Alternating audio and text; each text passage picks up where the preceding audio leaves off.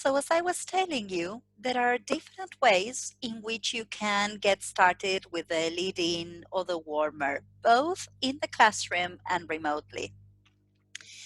We were mentioning how relevant it is to get started with a personal anecdote or a personal story in which you will be exposing, modeling.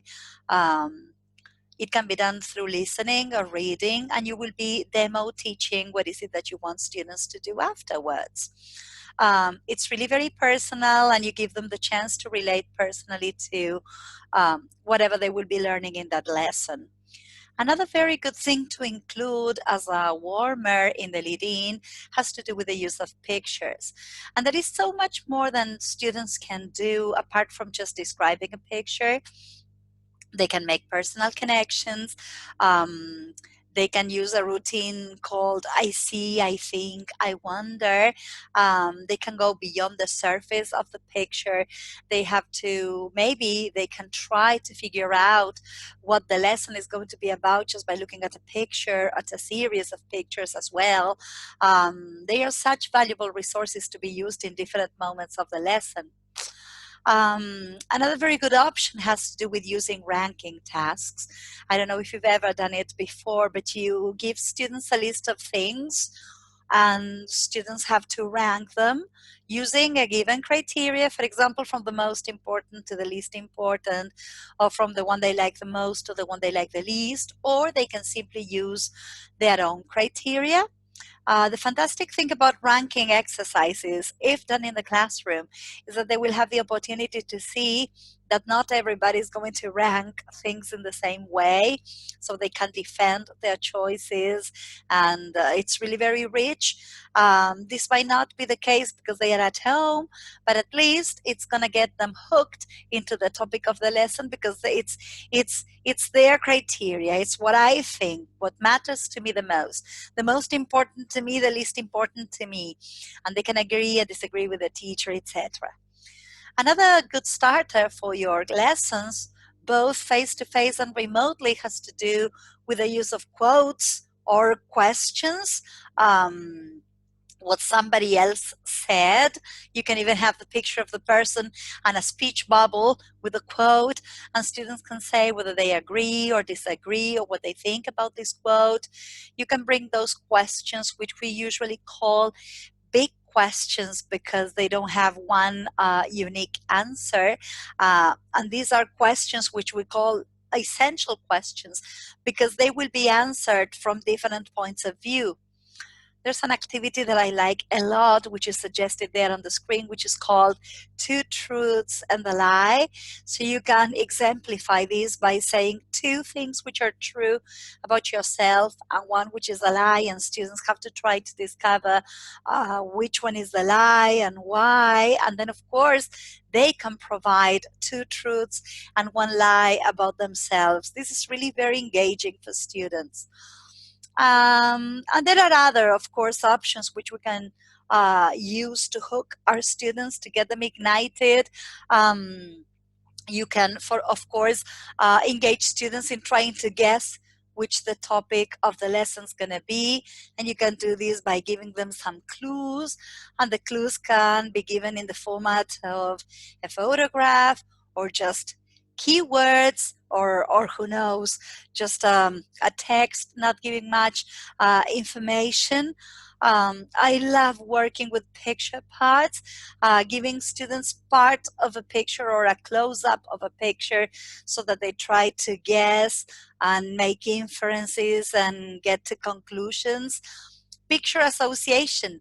You can give them several photographs or pictures, not only one, and students have to try to find what is it that those photographs or pictures have in common to try to find out which the topic of the lesson is going to be.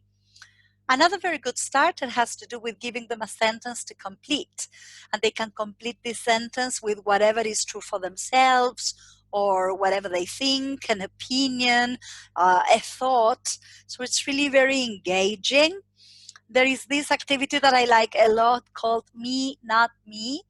You can give students a list of statements and they have to decide which of those statements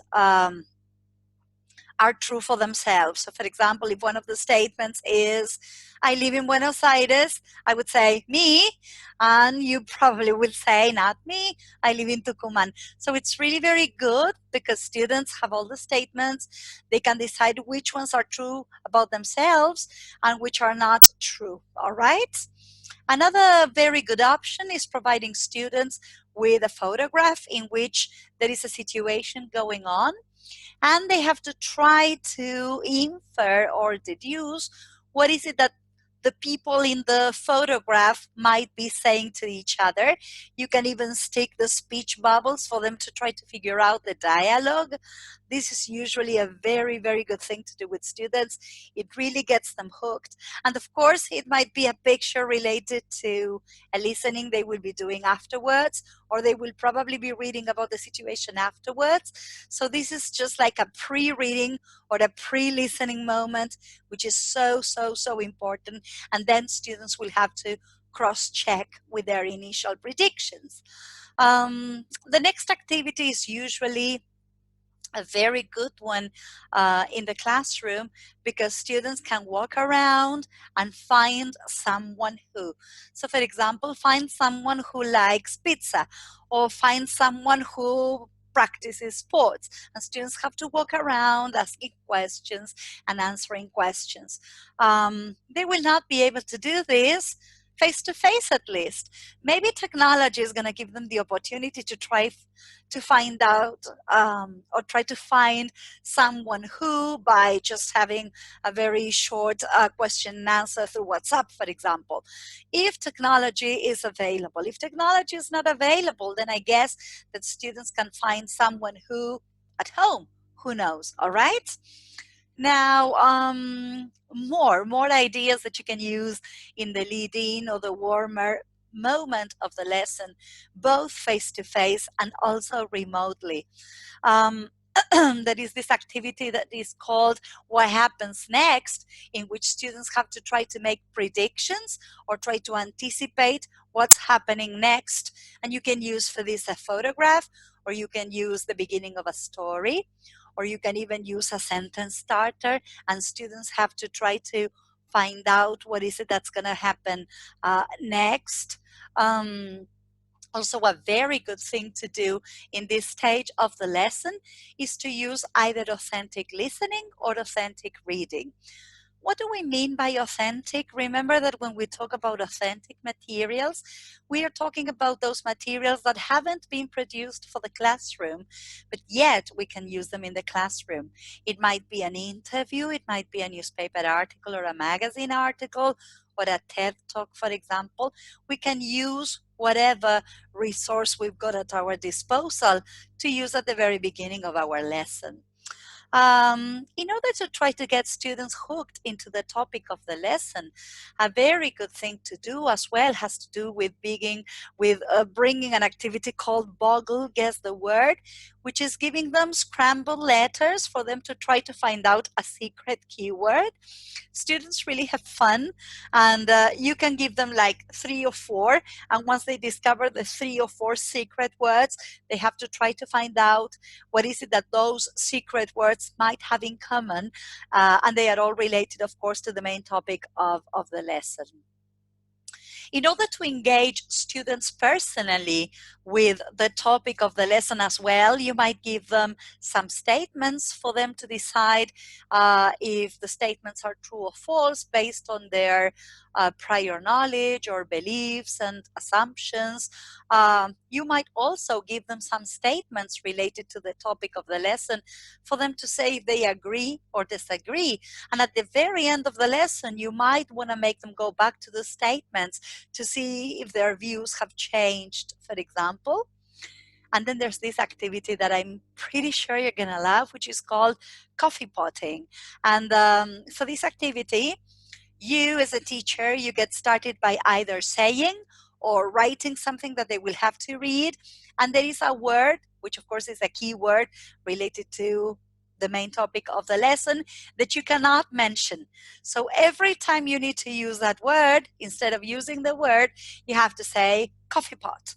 So that word coffee pot is going to be used in a context, in an enabling context, and students have to try to find out. So, for instance, let us say that the secret word is homework. So I should be saying something like, I'm not very fond of coffee pot. Every time I have to do coffee pot, I feel very frustrated because, so students will read or listen to me and try to work out which word coffee pot stands for. And then, of course, they will have the opportunity to do it themselves. And of course, whatever activity has to do with sorting and categorizing and classifying are always very good options. So let me show you a couple of resources that you can include in your remote tasks to engage students in these very, very engaging warmers or leading in activities I've been mentioning so far. So there is a graphic organizer there on the screen that you can use for students to rank out of a list of items that you provide them with.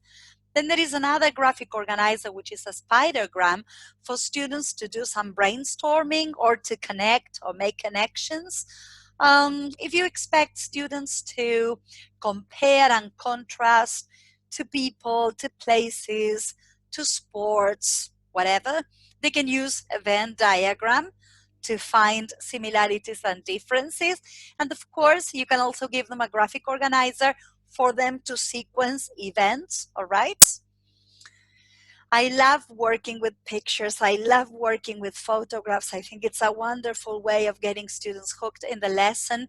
And I also like very much dividing photographs into quadrants. So you can either give them one of the quadrants or just a close-up, and students have to try to deduce what is it that the whole picture is or whole photograph is going to be about. And what I like about the quadrants is that it's going to be a great opportunity for students to slow look and observe in detail. And I will always encourage you teachers to ask beyond what can you see and get students to really try to work out what's the story behind the photograph, who that character is, what the character might be thinking, etc.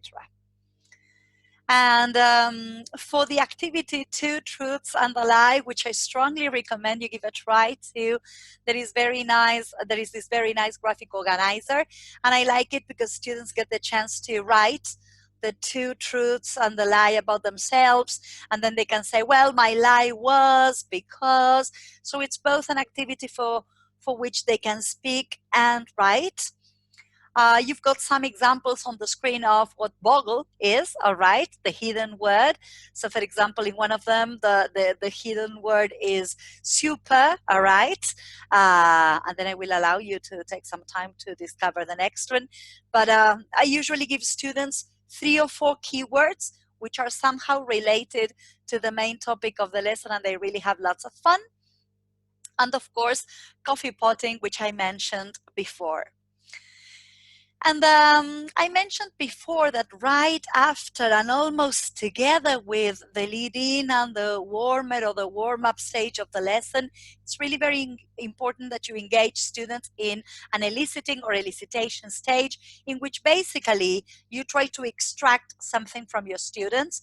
So basically this is what we say or what we call activating prior knowledge. So I've got a couple of my favorite here on the screen, like the KWL chart in which students have to say what they already know. For example, if they will be reading about dolphins, what do you know about dolphins? What would you like to know about dolphins?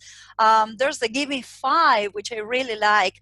We will be dealing with dolphins or ocean animals in this lesson. Give me 5 things you know about ocean animals. And then, of course, you've got some graphic organizers for students to make connections, all right? So you give them the topic, and students have to make personal connections. So now we are going to move on to the next stages of the lesson and what you can do in each of them.